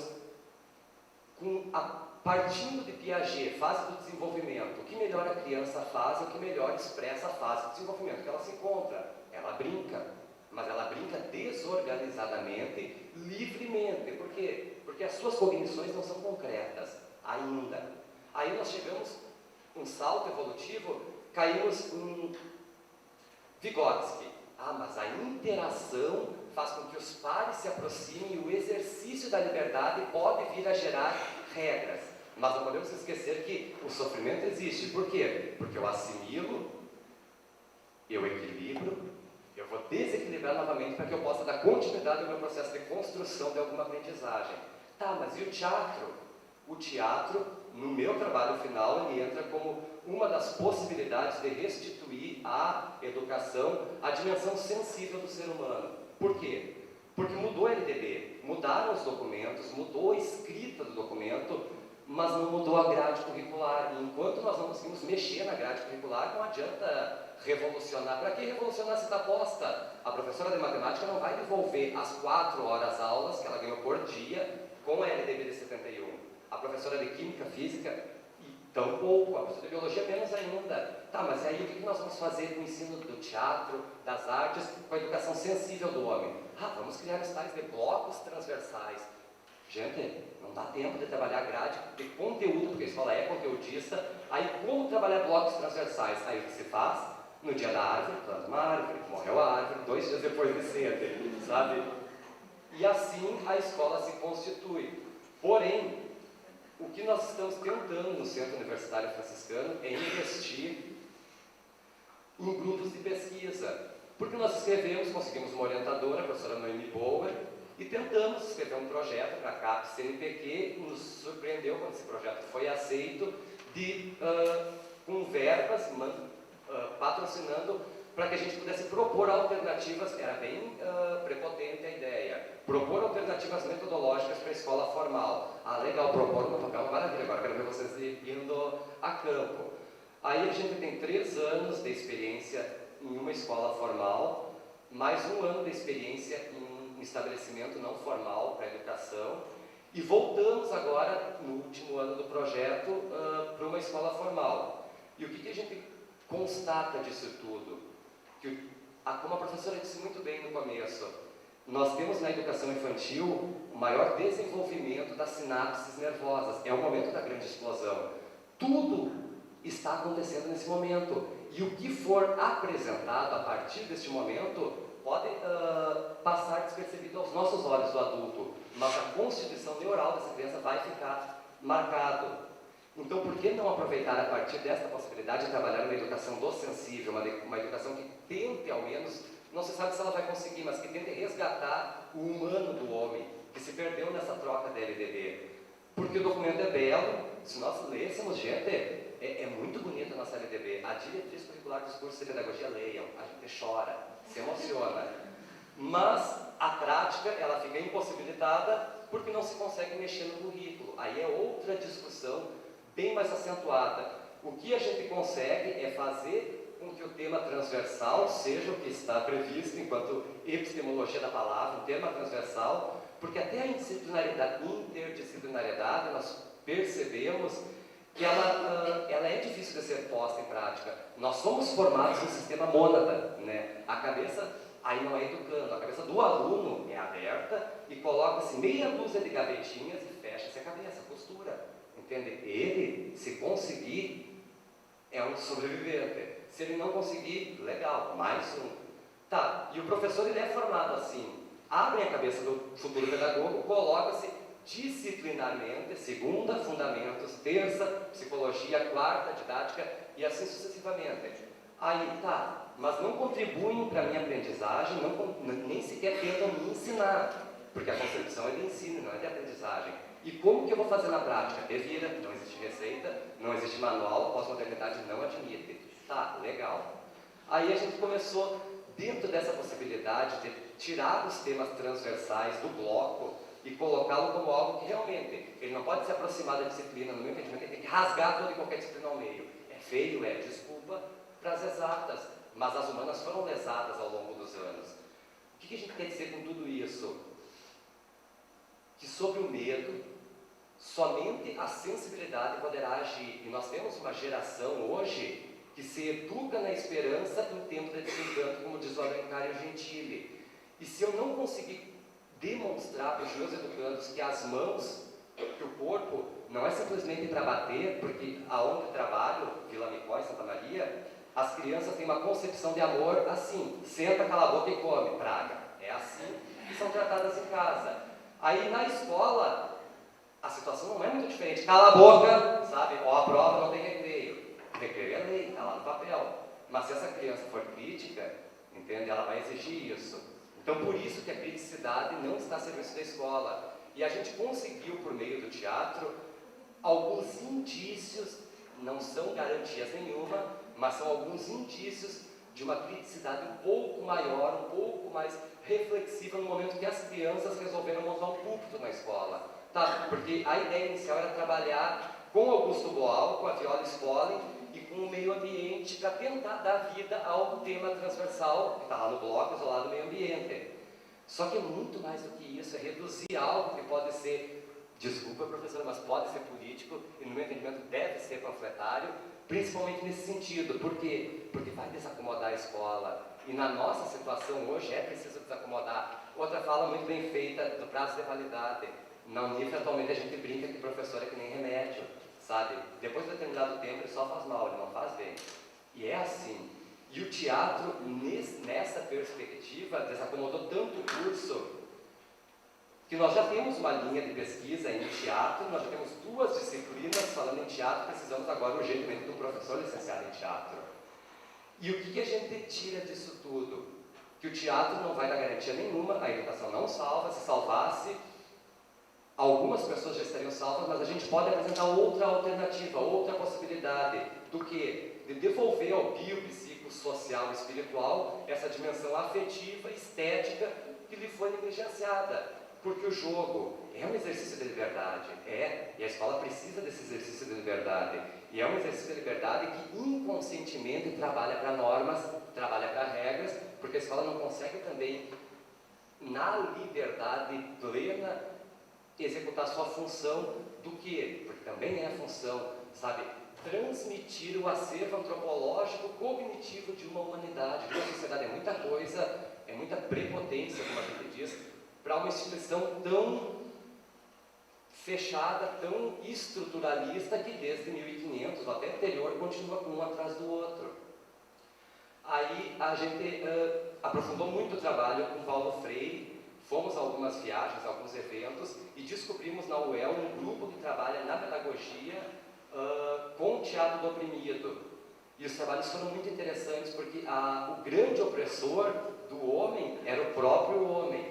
E daí o teatro do oprimido já diz isso, claro, mas o grande opressor do homem nessa perspectiva era o professor. Como assim, professor opressor? Sim, em cima de um pedestal de hipocrisia, sabe, olhando lá para baixo, um monte de educando, não, um monte de aluno, ser sem luz. O termo foi empregado e é usado, até hoje. Mas é só um termo, é uma questão epistemológica. Tá, mas a ciência é feita de epistemologia, e epistemologia entra na gente e não sai mais. Nós somos condicionados, desde 3 anos de idade, a ficarmos sentados, a ficarmos enfileirados. E como trabalhar teatro nessa estrutura? Não existe possibilidade. Vai criar transtorno, vai criar problema, vai desacomodar. Mas algumas possibilidades já estão aparecendo. Só falando no teatro do oprimido com o meio ambiente, a gente buscou retirar um dos tripés da triangulação, o homem, e colocar o meio ambiente enquanto grande oprimido dos homens, que todos eram coringas, que deveriam propor alternativas dialéticas para esse meio ambiente. Aí nós vamos fazer com as crianças alguns estudos do teatro do oprimido. E a gente acha no livro do Freire, que ele retrata a experiência em São Tomé e Príncipe do encontro com o Boal numa comunidade de camponeses. A importância do ato de ler em 3 artigos que se complementam. Essa é a obra do Paulo Freire, que ele fala, realmente eu acho que é quando a professora disse a questão do perigo da política de reproduzir e reproduzir, eles chegaram a isso com o teatro do oprimido, apresentaram um determinado vilarejo, São Tomé, numa das comunidades, e pregava-se uma reforma agrária por meio da luta armada, uma luta de classes marxista aos extremos.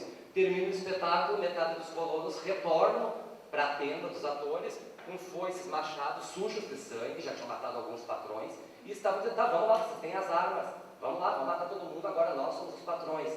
Aí se percebeu realmente, não, mas o teatro do oprimido pode ser um grande perigo, porque ele só vai inverter os papéis. O que a gente faz com tudo isso? Tá, vamos experimentar o Teatro Fórum. Teatro Fórum legal, ele nos dá uma perspectiva um pouco maior. Tá, e por que tu está falando tanto do teatro oprimido?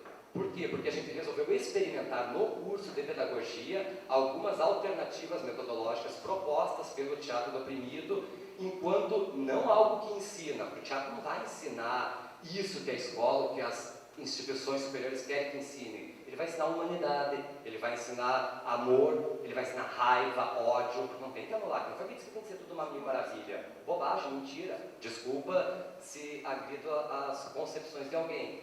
Penso que a aproximação do teatro com a pedagogia nessa perspectiva de um novo paradigma, que não é mais newtoniano, não é cartesiano, ele é pós-crítico, tá, e o que é o pós-crítico?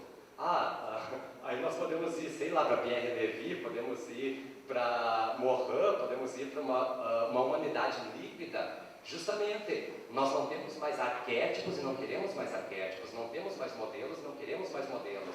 Temos um comprometimento muito maior, precisamos ter esse estudo teórico, no caso da pedagogia estou falando, em relação ao teatro, porque vamos ser obrigados por lei, querendo ou não, a dar conta de uma área do conhecimento que está dentro da nossa área do conhecimento, mas não é a nossa, que na verdade nas diretrizes é tratado como campo do conhecimento, isso. Mas a própria pedagogia, enquanto ciências da educação, ainda existe a discussão, é uma área ou é um campo, ou é a convergência de várias áreas. São alternativas de se refletir mesmo, como formar um professor para trabalhar com teatro num curso de pedagogia. Eu não sei, sabe? E fico assustado por ver essa disciplina no nosso currículo, porque o conhecimento ele está no livro, mas o Cristiano vai ler, vai ter a sua interpretação, com a sua constituição, porque o Cristiano é biopsicossocial, o Cristiano se construiu até o presente momento de diversas maneiras e com toda e qualquer interação por ele, certo? A interação por livro é uma interação, mas e o meu juízo moral e as problematizações éticas, elas acontecem ao ler um livro, e o contexto, são várias questões que ainda não conseguimos responder, mas com certeza defendemos a presença do teatro enquanto elemento obrigatório curricular, porque a lei diz, e a gente sabe, nós que fazemos teatro, que compreendemos o fazer teatral, a gente sabe das responsabilidades que vêm com a satisfação pessoal, o comprometimento que vem ao dizer algo. A palavra não sai ao vento, mentira. As pessoas sentadas que estão ouvindo essa palavra. Penso que outro fator que contribuiu muito para essa separação humanas exatas foi a própria fragmentação corpo-mente, que é tudo uma coisa só. O advento da neurociência agora, mais atual, porque a gente começa em Piaget e termina não, mas chega ao Winnicott.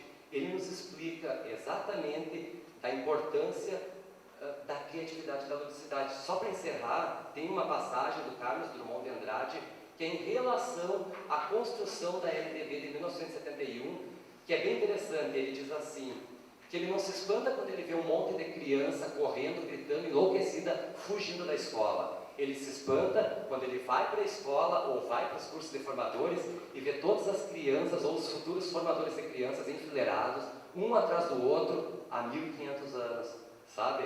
E penso que é essa possibilidade que o teatro tem para oferecer para a pedagogia. Mas, claro, precisa de pessoas qualificadas, vocês, futuros professores, para que possam clarear um pouco mais as possibilidades, porque elas são infinitas, tanto enquanto arte, pela arte, porque as crianças podem produzir um espetáculo, tem teóricos podem, tem todo o respaldo teórico, tem o BOAL, tanto enquanto um recurso metodológico, aí as possibilidades são infinitas, e principalmente enquanto um recurso na formação dos formadores. Eu acho que era isso.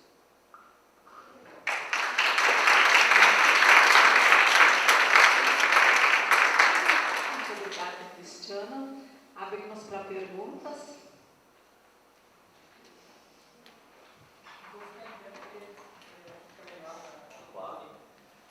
Professor, o senhor, bem, bastante interessante a sua fala, eu tinha várias perguntas, na verdade, me provocou bastante, assim. E uma das perguntas seria, o que a gente aprende, né, no teatro? Que seria uma pergunta até que eu gostaria de fazer para todos os professores da mesa. Mas tem um ponto na sua fala que me deixou bastante intrigado, quando o senhor coloca que a prática docente ela é uma prática política, eu concordo, e que o senhor acredita que ela tenha que ser mesmo panfletária. Mas se eu entendo que na ditadura militar nós já tivemos uma prática panfletária. Então, se a nossa prática tem que ser panfletária, por que um panfleto é melhor que o outro? Porque um panfleto não vai liberar ninguém. Ele só vai encaixotar as mentes das pessoas da mesma forma. Então, eu gostaria de entender, né, enfim, como que o senhor vê essa relação entre a possibilidade de um panfleto ser libertário. Isso, assim. Quando eu me refiro à questão ideológica, política, panfletária, ela está presente na educação. Nós temos os documentos que legitimam isso. Porém, a prática, ela não é isso. Você vai nos cursos de formação dos pedagogos, em especial, e você vê a mesma estrutura há muito tempo. Aí, como ser crítico e reflexivo frente a essa conjuntura, o panfleto funcionou. Na nossa experiência, na nossa realidade dentro da Unifra, claro, tu está dizendo, mas é um retrocesso, tu vai matar algumas dimensões em prol do esclarecimento. Às vezes, eu não sei se eu estou sendo claro, se eu não for, tu sinaliza. Às vezes, e do centro universitário franciscano, por ser uma instituição franciscana, religiosa, nós precisamos assumir partido, tomar posicionamento, porque isso é visível no curso de pedagogia. Você tem 50% da turma com um perfil, com uma dimensão. Eles vão cair na escola e provavelmente farão o mesmo serviço que foi prestado para eles. E nós temos uma outra dimensão, uma outra possibilidade de concepção sendo formada de pessoas que vão assumir partido, nesse sentido que eu usei o panfletário, assumir partido, se posicionar politicamente para perceber que em cima do muro não pode. Do lado de cá será ou do lado de cá? Aí no momento que eu assumo partido, eu torno público a minha opção, não dizendo, não, claro, escrevendo o panfleto. É uma maneira de revisitar o panfleto na minha atitude, no meu fazer pedagógico, porque só, olha, nós tivemos uma discussão com uma palestrante que veio de São Paulo para criar as diretrizes curriculares para o ensino fundamental em Santa Maria.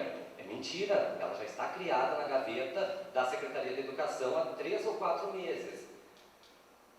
Como frente a uma situação dessas, com o teatro enquanto recurso, o panfletário se presta, e muito, porque a gente conseguiu levantar a discussão dessas diretrizes curriculares que estão sendo aprovadas.